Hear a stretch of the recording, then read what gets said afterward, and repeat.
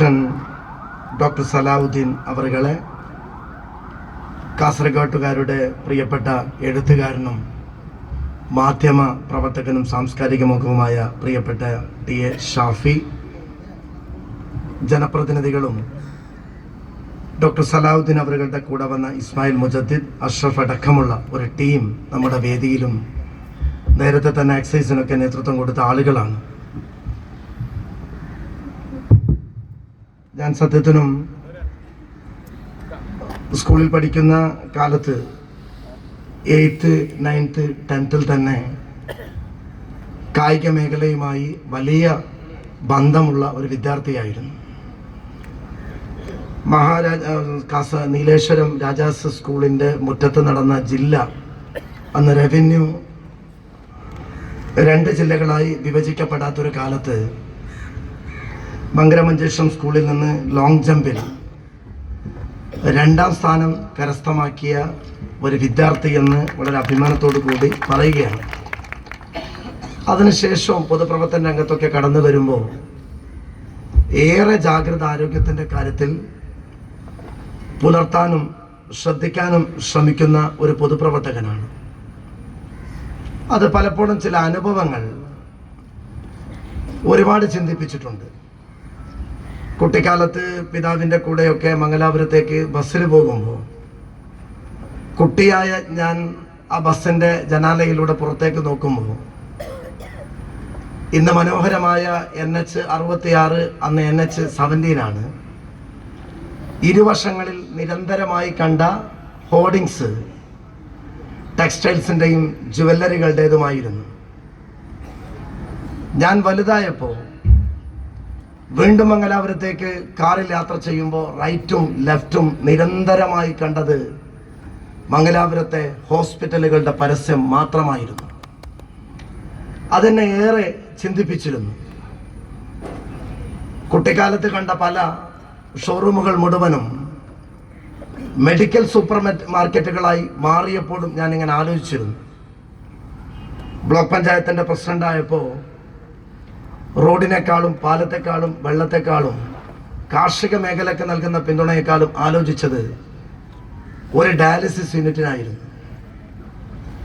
Government ഹോസ്പിറ്റലിനകത്ത് 10 മെഷീനോട് കൂടി dialysis unit സ്ഥാപിച്ച്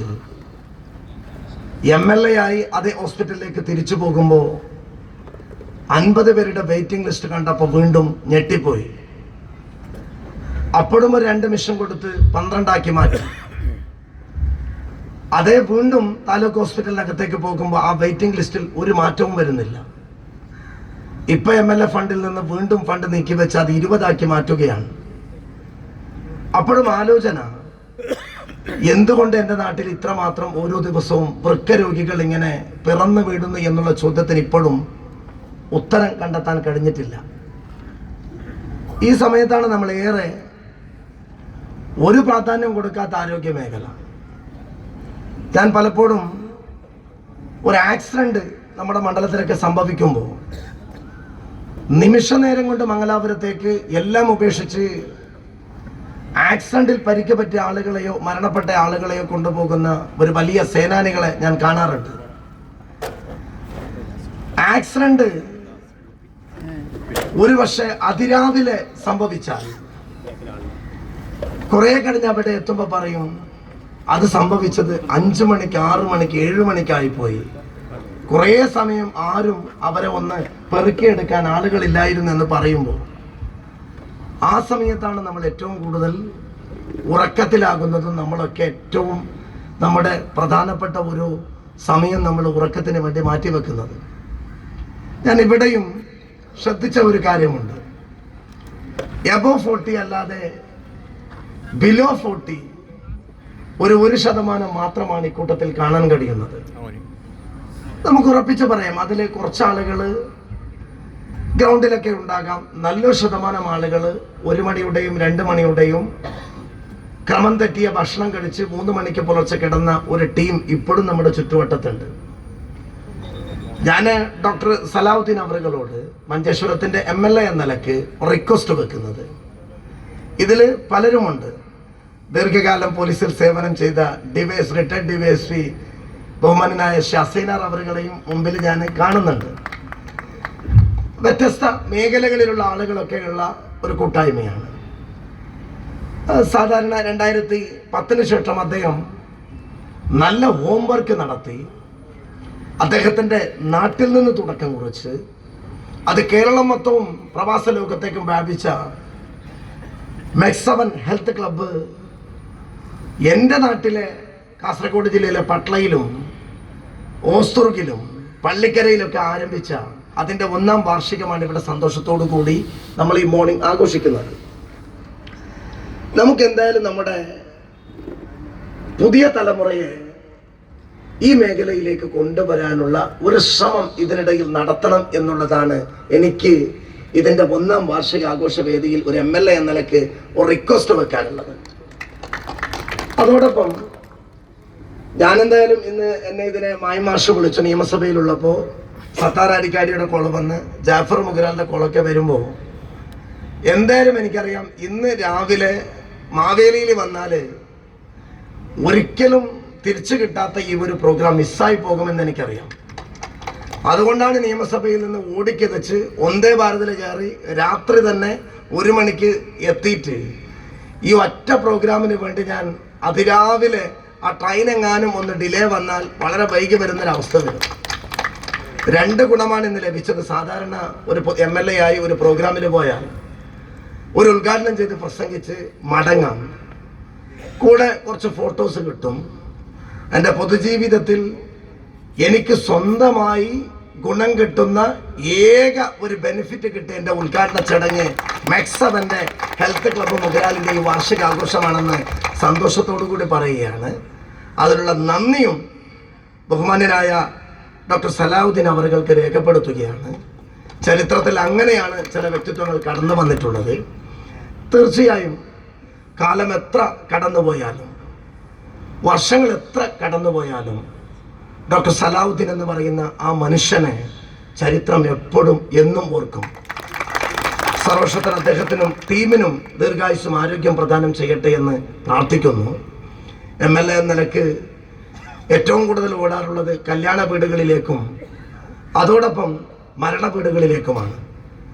1-ാം തീയതിയുടെയും 31-ാം തീയതിയുടെയും ഇടയിൽ മരണ വീടുകളെ കുറിച്ചിങ്ങനെ ഞാനിങ്ങനെ പരിശോധിക്കുമ്പോൾ ഞെട്ടിപ്പോകാറുണ്ട്.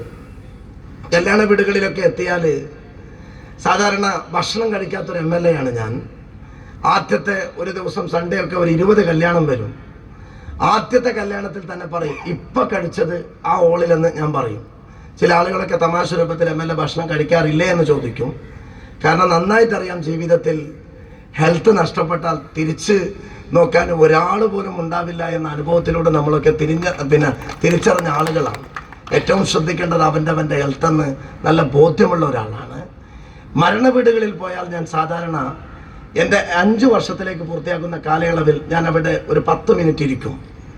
മക്കളോട് ചോദിക്കും എങ്ങനെയാണ് മരിച്ചത്, രോഗിയായിരുന്നു എന്ന് ചോദിക്കുമ്പോൾ അപ്പോൾ പറയും ഒരു രോഗവുമില്ല, പെട്ടെന്നാണ് കുഴഞ്ഞു വീണ് മരിച്ചത്. ഇതിങ്ങനെ ഒരു 75% ഞാനൊരു മന്ത്ലി വിസിറ്റ് ചെയ്യുന്ന വീടുകളിൽ നിന്ന് കേൾക്കുന്ന ഞെട്ടിപ്പിക്കുന്ന വാർത്തകളാണ്. സത്യത്തിന് നമ്മൾ നമ്മുടെ ആരോഗ്യം വീണ്ടെടുക്കാനുള്ള വലിയ ഞാൻ ഞാനിവിടെ ഡോക്ടർ സലാഹുദ്ദീൻ അദ്ദേഹത്തെ ആദ്യമായിട്ടാണ് പരിചയപ്പെടുന്നത്. ഞാൻ അദ്ദേഹത്തിൻ്റെ കൂടെ ഇരിക്കുമ്പോൾ സംസാരിക്കുമ്പോൾ ചോദിച്ചു ഇതിന് ഫീ ഉണ്ടോ, ഏത് രീതിയിലുള്ള സിസ്റ്റമൊക്കെ എന്നൊന്ന് അറിയാൻ വേണ്ടി ചോദിച്ചു. അപ്പം അദ്ദേഹം പറഞ്ഞു ഒന്നുമില്ല, ഇതൊരു വലിയ സേവന സൈക്കോളജിയോട് കൂടിയുള്ള ഒരു കൂട്ടായ്മ എന്ന് സൂചിപ്പിച്ചു. സത്യത്തിൽ നമുക്ക് നന്നായി വ്യാപിക്കണം. അതിരാവിലെ കുറേ ആളുകളെ നമുക്ക് ഉണർത്താൻ കഴിയും. കൂടെ അവർക്ക് പലർക്കും നഷ്ടപ്പെട്ടു പോകുന്ന സുബഹി നമസ്കാരമൊക്കെ കിട്ടാനുള്ളൊരു ഗിഫ്റ്റായി അതിൻ്റെ ഒരു പ്രതിഫലവും കൂടി ഡോക്ടർ സലാഹുദ്ദീൻ അവർക്ക് ലഭിക്കുന്ന ഒരവസ്ഥയുണ്ടാകും. തീർച്ചയായും MLA എന്ന നിലയ്ക്ക് വളരെ സന്തോഷം തോന്നുന്നു. നിയമസഭ കഴിഞ്ഞു. ഈ 5 വർഷത്തെ അടുത്തൊരു സഭയിൽ പലപ്പോഴും സ്പോർട്സുമായി ബന്ധപ്പെട്ടുകൊണ്ട് സംസാരിക്കാൻ ഇങ്ങനെ വെമ്പൽ കൊള്ളുന്ന ഒരാളാണ്. കാരണം ഈ ഗ്രൗണ്ടിൽ നിൽക്കുമ്പോഴും എനിക്ക് അഭിമാനമുണ്ട്. മുഗരാൽ എന്ന് പറയുന്നത് എൻ്റെ മണ്ഡലത്തിൻ്റെ കവാടമാണ്. ഫുട്ബോളിൻ്റെ ഏറ്റവും മികച്ച താരങ്ങളെ സമർപ്പിച്ച മണ്ണാണ്. സാംസ്കാരിക മേഖലയിൽ മികച്ച മുന്നേറ്റം നടത്തിയ ഭൂമികയാണ്. ഇന്നും ഞാൻ വീണ്ടും 7 മണിക്ക് ഇവിടെ എത്തുന്നുണ്ട്. മോയിൻകുട്ടി വൈദ്യരുടെ ഒക്കെ അവരുടെ അക്കാദമിയുടെ നേതൃത്വത്തിൽ നഷ്ടപ്പെട്ടു പോയ മുഗരാലിൻ്റെ കവിതകളും ആ മേഖലയിൽ ഒരു വലിയ സാംസ്കാരിക സംഘം ഇന്ന് വൈകുന്നേരം 7 മണിക്ക് ശേഷം ഇതേ മുഗ്രാലിൽ നടക്കുന്നുണ്ട്. ഞാൻ MLA ആയി ഇവിടെ നിൽക്കും. എനിക്ക് ഏറെ സന്തോഷം. എക്സവന്റെ ഒരു പ്രോഗ്രാമിൽ നടക്കുമ്പോൾ അടുത്ത ഒരു വർഷത്തെ ഇതിൻ്റെ 2ാം ആഘോഷം നിങ്ങൾ ആഘോഷിക്കുമ്പോൾ ഈ ഗ്രൗണ്ട് ഇതുപോലെ ആയിരിക്കില്ല. ഞാൻ ഇതിലേക്ക് ഒരു 300 ലക്ഷം രൂപ എൻ്റെ MLA എന്ന നിലയ്ക്ക് നൽകി അതിൻ്റെ വർക്ക് അടുത്ത മാസം ആരംഭിക്കുന്ന സന്തോഷം അത് ഏതായാലും നിങ്ങളുടെ മെക്സവൻ്റെ 1ാം വാർഷികത്തിൻ്റെ ഒരു ഗിഫ്റ്റായി ഞാൻ സന്തോഷത്തോടു കൂടിയുടെ വീണ്ടും ഉണർത്തി നിങ്ങളുടെ എല്ലാവരുടെയും അനുവാദത്തോടു കൂടി ഈ മികച്ച സംഗമത്തിൻ്റെ ഔപചാരികമായ ഉദ്ഘാടനം നിർവഹിക്കുന്നു. സർവശക്തൻ അനുഗ്രഹിക്കട്ടെ. വാക്കുകൾക്ക് വിരാമം. ജയ് ഹിന്ദ്.